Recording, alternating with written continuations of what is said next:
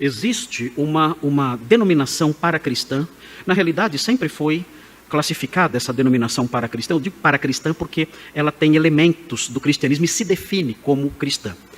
E essa denominação paracristã, que anda à margem aí do cristianismo, é uma denominação muito grande aqui no Brasil, chamada Congregação Cristã no Brasil. Vários irmãos aqui da nossa igreja vieram de lá. Nós temos aqui na nossa igreja cerca de 20 pessoas, talvez mais, que vieram desse movimento, a Congregação Cristã no Brasil, que se define como uma seita pentecostal, cristã pentecostal. Essa igreja, a Congregação Cristã no Brasil, é uma igreja que tem as suas peculiaridades. Ela, entre elas, algumas delas, é que a palavra de Deus não deve ser pregada após o preparo prévio do pastor. O pastor se preparar para um sermão e trazê-lo depois à congregação, isso é servir aos irmãos comida requentada ou comida fria. Então o que tem que acontecer? O pastor tem que, na hora, trazer a palavra de Deus no momento em que ele está no púlpito. Então eu não posso me preparar para os meus sermões, como eu faço toda quinta-feira. Quinta-feira é o dia que eu separo para preparar o sermão de domingo à noite. Então nas quintas-feiras eu separo o dia todo para ler meus comentários e fazer minhas anotações para o sermão de domingo à noite. De acordo com o ensino dessa congregação, dessa denominação, isso está errado. Eu tenho que servir para os irmãos pão que sai na hora, pão quentinho. Não posso preparar na quinta-feira e servir no domingo. Não posso fazer isso. Eu tenho que chegar aqui no domingo e preparar na hora para os irmãos. Na hora o Espírito Santo trabalha e eu sirvo então o pão quentinho. É claro, os irmãos imaginem a qualidade do pão quentinho que sai na hora quando o pastor simplesmente começa a falar o que dá na telha sem ter preparado nada. É um caos completo. Mas, enfim, isso não vem ao caso agora. Essa é a visão dessa igreja. E é uma visão difundida por essa igreja e defendem isso. É também uma igreja que se coloca contra o ministério pastoral. Dizem que o pastor é só Jesus. Não existem pastores na Bíblia, dizem. Isso está errado. Efésios 4 fala sobre os pastores. Atos 20 fala sobre os pastores. Existe 1 Timóteo, Tito. Enfim, a Bíblia é repleta de referências aos pastores. O livro de Atos fala sobre a instituição de pastores, do capítulo 23. Enfim, mas dizem não. O único pastor que existe é Jesus. Há o uso do véu também, a divisão da congregação entre homens e mulheres. As mulheres sentam de um lado, os homens sentam de outro lado.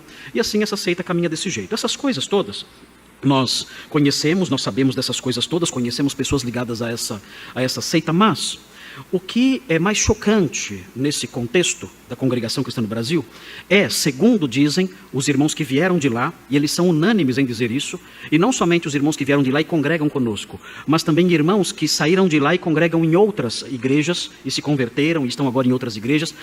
O que é chocante é a compreensão. E eu não quero dizer essas coisas, irmãos, para ridicularizar as pessoas que estão nesse movimento. Nós não temos essa licença. Nós não temos a licença de ridicularizar ninguém. Quando eu brinco aqui com os irmãos, em alguns momentos aqui, a fim de tornar as palavras mais fáceis de serem compreendidas, ou o discurso mais palatável, eu não quero nunca com isso desprezar pessoas. Nós não podemos desprezar pessoas. Mas o que é chocante nesse meio, os irmãos vão se assustar com o que eu vou dizer agora, é a compreensão hermenêutica, exegética, que a tradição, note bem a palavra que eu estou usando, a tradição dessa igreja atribui ao texto de Efésios 2, 8 e 9. Os irmãos conhecem esse texto, Efésios 2, 8 e 9. É um texto muito conhecido. É quase que um texto áureo do cristianismo. Os irmãos que são recém-convertidos, ou aqueles que não têm afinidade com a palavra de Deus, por causa do tempo que tem de convertidos ainda, devem observar o que diz esse texto. É um texto muito claro. Veja o que diz. É um texto que diz assim, Efésios 2, 8. Fala assim, porque pela graça sois salvos.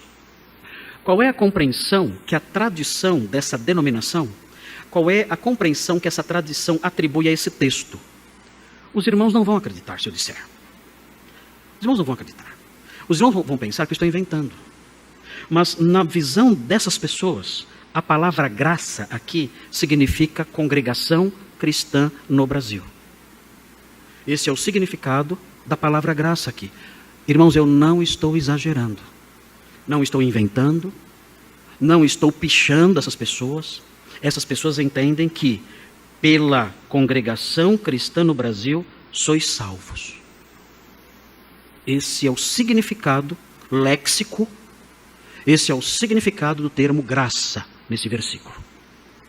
E as pessoas então são doutrinadas nisso ao longo de décadas e décadas. E elas aprendem isso.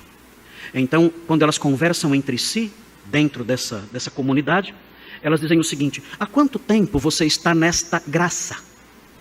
Ou seja, há quanto tempo você está na Congregação Cristã no Brasil? Porque é pela Congregação Cristã no Brasil que sois salvos. É assim. Ou seja, é um outro evangelho. É um outro evangelho. Se você está ligado a este movimento, você é salvo. Se você não está ligado a esse movimento, você está perdido. Não há salvação fora desse movimento. É um outro evangelho. Então isso nos deixa chocados quando olhamos para isso. Meu Deus, como alguém pode entender assim esse texto? Somente se estiver aí acometido de uma terrível cegueira para entender as coisas desse jeito. Porque esse texto me ensina isso. Muito bem, o que aconteceu? Segundo o testemunho dos irmãos, por aí afora, não só aqui da igreja, mas de outros lugares de São Paulo e do Brasil todo, isso aconteceu no nível nacional. No nível nacional isso aconteceu. O que houve? Com a pandemia, os membros desse movimento passaram a assistir cultos na internet. E quando começaram a assistir cultos na internet, se depararam com pregadores que eles nunca tinham ouvido na vida. E disseram: mas o que é isso? Que mensagem é essa que nunca ouvimos? Que mensagem é essa que nós nunca escutamos em lugar nenhum, estando 20, 30, 40 anos nesta graça? O que aconteceu? Por que nunca ouvimos isso? E começaram a ouvir esses pastores, esses pregadores. E então, ouvindo esses pastores, esses pregadores, começaram a ficar curiosos e a estudar com mais profundidade esses versículos. Um deles veio aqui nos visitar certa vez, e ele pegou o dicionário bíblico, e ele foi estudar o que significa a palavra graça. Ele veio nos visitar já umas 2 vezes, irmão, de Minas Gerais. Ele veio aqui. Ele pegou um dicionário bíblico. Ele procurou a palavra graça. E qual foi sua surpresa quando descobriu que graça não é Congregação Cristã no Brasil? Quando lendo o dicionário bíblico, ele descobriu que graça é o favor imerecido de Deus. Ele então, perplexo, surpreso e ao mesmo tempo faceiro, alegre, feliz, correu para os seus líderes dizendo: vejam que descoberta maravilhosa. Eu descobri que nós somos salvos pelo favor imerecido de Deus. E quando ele disse isso, meus irmãos, a liderança começou a persegui-lo. Ele teve que romper com essa denominação, com esse movimento. Outras pessoas que tiveram contato com o texto bíblico e com o evangelho também se converteram e romperam com esse movimento. E houve um grande êxodo. E tem havido um grande êxodo. Essas pessoas têm saído do movimento Congregação Cristã no Brasil e têm procurado igrejas bíblicas. E isso tem deixado a liderança desse movimento bastante preocupada, com razão. Eu não os culpo por isso, porque essa redução muito grande tem impactos em todas as áreas. Eu soube recentemente que eles proibiam o uso de bermudas. Os homens não podiam usar bermudas. Recentemente liberaram o uso das bermudas para ver se as pessoas ficam na igreja. Se não ficam pelo evangelho, pelo menos pela bermuda talvez fique, não sei. Mas liberaram recentemente o uso de bermudas para ver se o êxodo se torna menos acentuado. E notem, tudo isso tem acontecido. Isso é notável. Eu soube de igrejas no Nordeste que receberam cerca de 100 pessoas. 100 pessoas vindas desse movimento, que tiveram contato com o evangelho na época da pandemia. Porque é impressionante, teve uma igreja em Salvador que terminou suas reformas, e assim que terminou suas reformas, chegaram cerca de 100 pessoas ali. E eles não têm mais o que fazer, onde colocar as pessoas, estão tendo que reformar a igreja de novo, e ampliar a igreja, porque não cabe mais, a igreja dobrou de tamanho. E líderes, anciãos, jovens, casais, todos rompendo com esse movimento e seguindo no rumo de igrejas bíblicas, porque descobriram o verdadeiro evangelho. Mas por que estou dizendo tudo isso? Estou dizendo tudo isso porque esses irmãos que têm contato com o verdadeiro evangelho e se tornam irmãos em Cristo, na realidade, vários deles se converteram depois da pandemia. Mesmo estando há muito tempo nessa denominação, por crerem que a salvação era pela denominação, não eram crentes. Então, quando ouviram o evangelho verdadeiro de Efésios 2:8, então se converteram de fato, são recém-convertidos, mas não são novos evangélicos, são evangélicos antigos, mas crentes novos.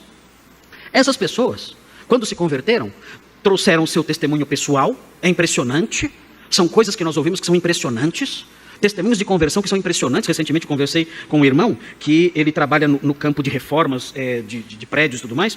E ele disse para mim que ao longo de muitos anos, ele trabalhou reformando prédios da Congregação Cristã no Brasil. E esse é o trabalho, é o ganha-pão dele, mas ele reformava os prédios gratuitamente. Trabalhando aos sábados, domingos e feriados. Para quê? Porque ele estava pagando pela salvação dele. Anos e anos. Havia até uma brincadeira, eu estou comprando um terreninho no céu à prestação. Então, cada vez que ele ia na igreja, se dedicava ali, realizando suas reformas, dia e noite, finais de semana inteiros, feriados ali, trabalhando gratuitamente para essa denominação, o tempo todo ele estava conquistando o céu pelo seu esforço pessoal. Então se deparou com esse texto. Pela graça sois salvos, mediante a fé, isto não vem de vós, é dom de Deus, é um presente de Deus. Não vem de obras, não vem de obras, para que ninguém se glorie. Quando ele descobriu isso, ele creu no Evangelho. Se libertou dessas coisas, nasceu de novo, é um crente agora e está frequentando a nossa igreja aqui na classe de novos membros.